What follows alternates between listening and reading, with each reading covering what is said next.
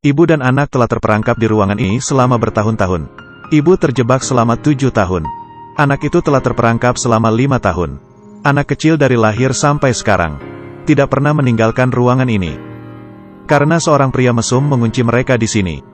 Anak kecil itu polos dan imut. Dia tidak tahu bahwa hidupnya didasarkan pada kebenaran yang buruk.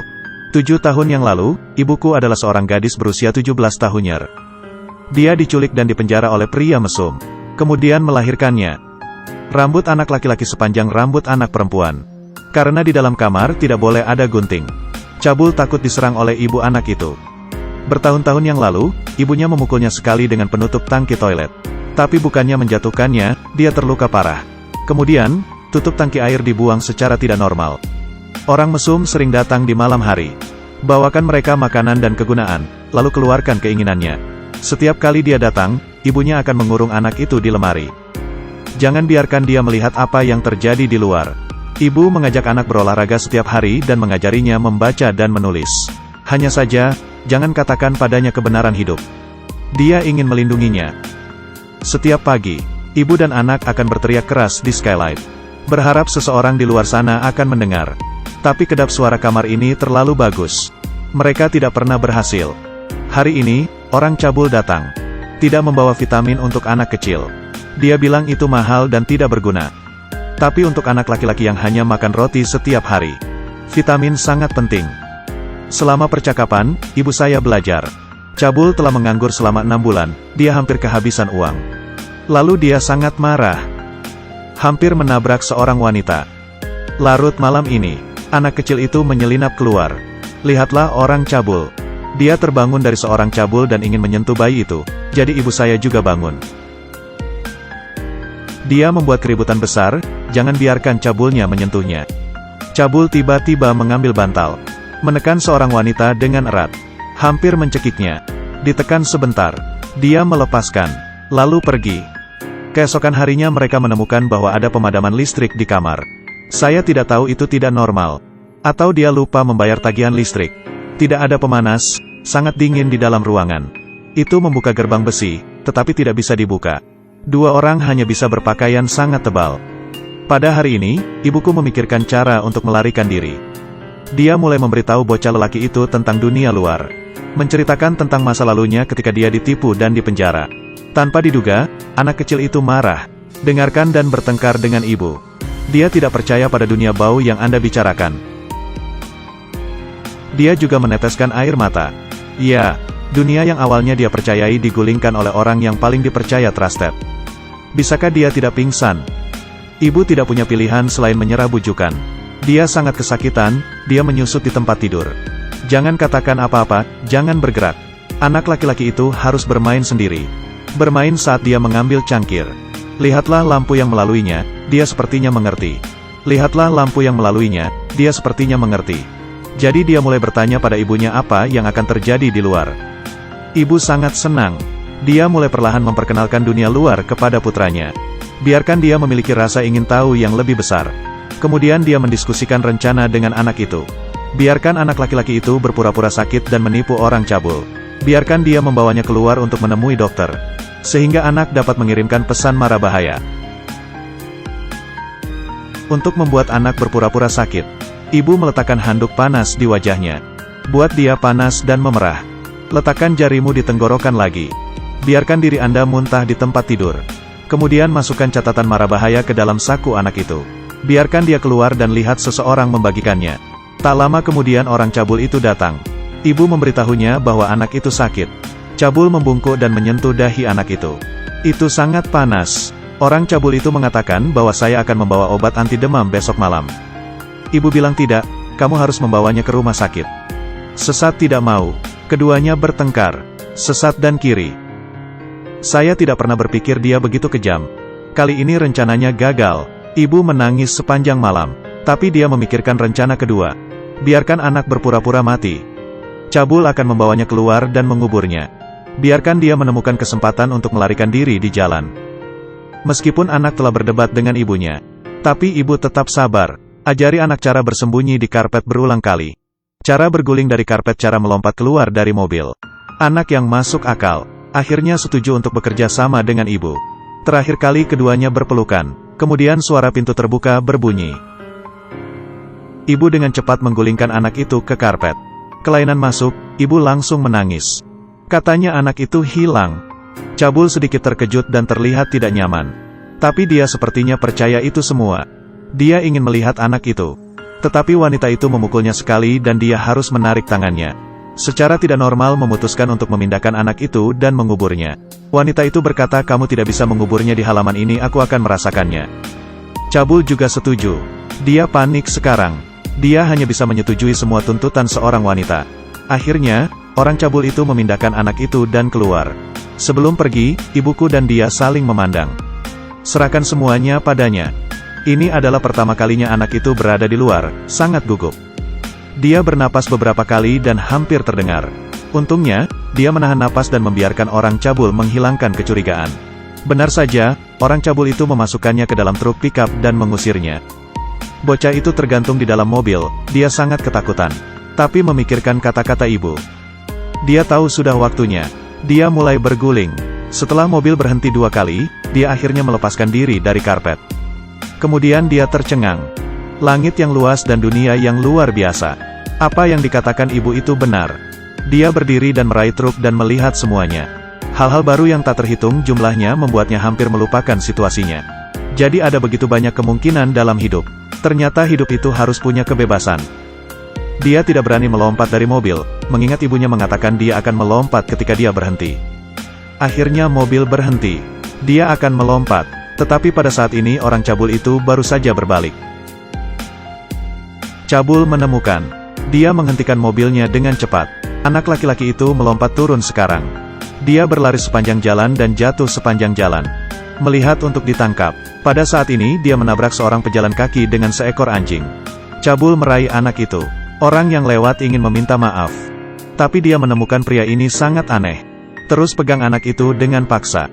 Anak itu tiba-tiba berteriak. Tolong, tolong, tolong. Lalu dia mengeluarkan catatan itu. Tapi masih dibawa pergi oleh cabul. Dia memeluk anak itu dengan keras. Orang-orang yang lewat berteriak bahwa saya akan memanggil polisi. Dia panik dan melemparkan anak itu ke samping. Mengemudi sendirian dan anak itu jatuh di pinggir jalan. Jangan katakan apa-apa, jangan bergerak. Hujan, orang yang lewat telah bersamanya. Dan mengambil selimut untuk menutupinya.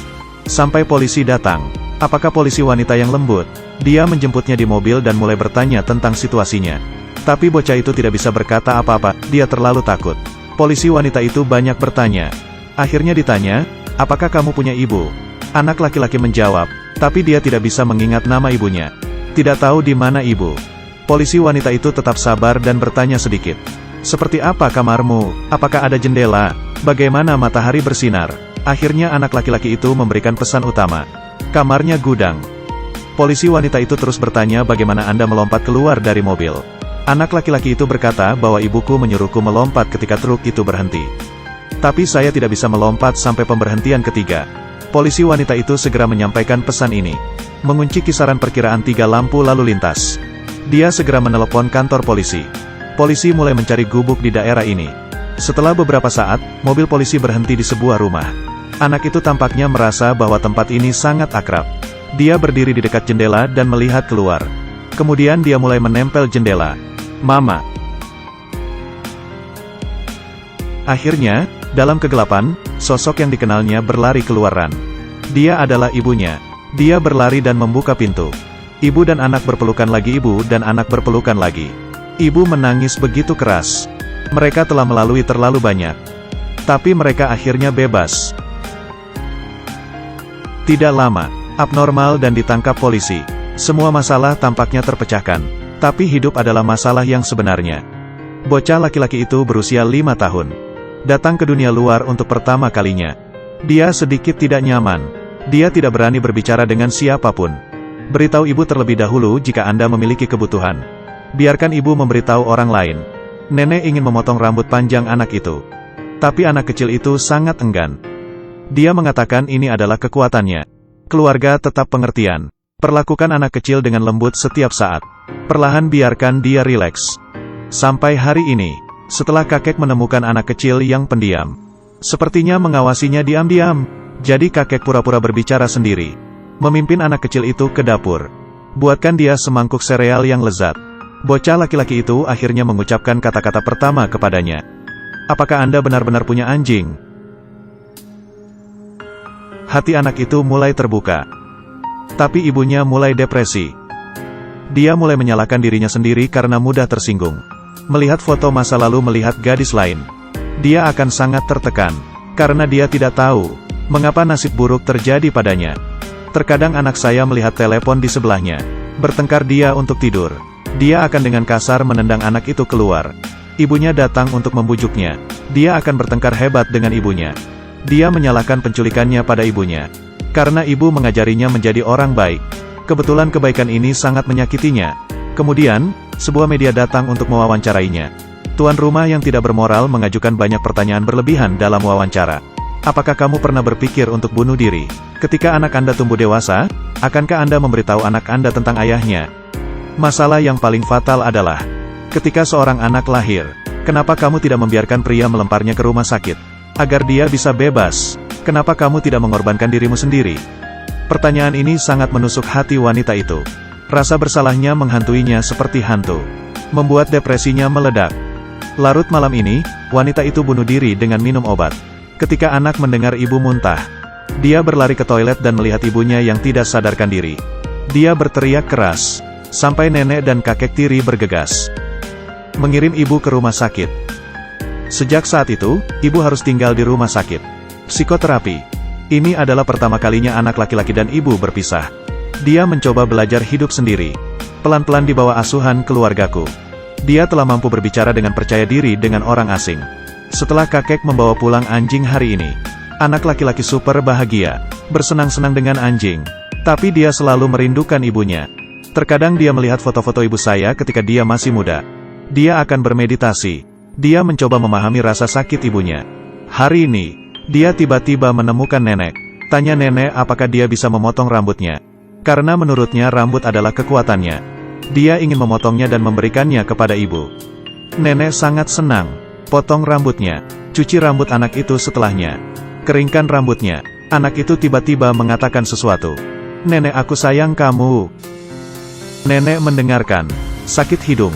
Meneteskan air mata. Aku juga mencintaimu, Jack. Beberapa hari kemudian, seorang anak mengetuk jendela tiba-tiba. Cari anak laki-laki untuk bermain. Anak laki-laki itu keluar. Dia bersenang-senang, sama seperti anak normal. Adegan ini kebetulan dilihat oleh ibu yang pulang. Dia tersenyum menghibur. Dia keluar. Anak itu melihatnya bergegas ke arahnya. Mereka saling berpelukan erat. Jadi ibuku jauh lebih baik. Dia memberitahu anak laki-laki itu ketika dia melihat rambut yang dia berikan kepadanya. Dia tahu dia akan menjadi lebih baik. Kemudian, hidup benar-benar menjadi lebih baik. Seluruh keluarga penuh dengan sukacita dan tawa. Ibu dan anak sering keluar untuk melihat dunia, semuanya begitu baru. Semuanya begitu indah. Setelah itu, ibu dan anak kembali ke kamar tempat mereka di penjara. Kunjungan terakhir, bocah itu masuk dan tiba-tiba menemukan bahwa dia tidak bisa mengenali ruangan ini. Apakah lebih kecil? Bukankah dia sudah dewasa? Akhirnya, bocah itu mengucapkan selamat tinggal pada furnitur yang dulu tumbuh bersamanya. Selamat tinggal tanaman, selamat tinggal kursi, selamat tinggal lemari pakaian. Dia meminta ibunya untuk mengucapkan selamat tinggal pada ruangan ini. Kata ibu dalam hati, selamat tinggal kamar. Mereka akhirnya menerobos kandang. Kandang ini bukan hanya ruangan ini. Itu juga ruang dalam. Setiap orang memiliki ruang yang terperangkap di dalam hati mereka. Kita semua harus lebih kuat untuk menerobosnya. Tapi seperti kata nenek, tidak ada yang bisa kuat sendirian. Kita semua harus membantu orang yang kita cintai. Gunakan kerjasama dan dukungan untuk membuat mereka lebih kuat.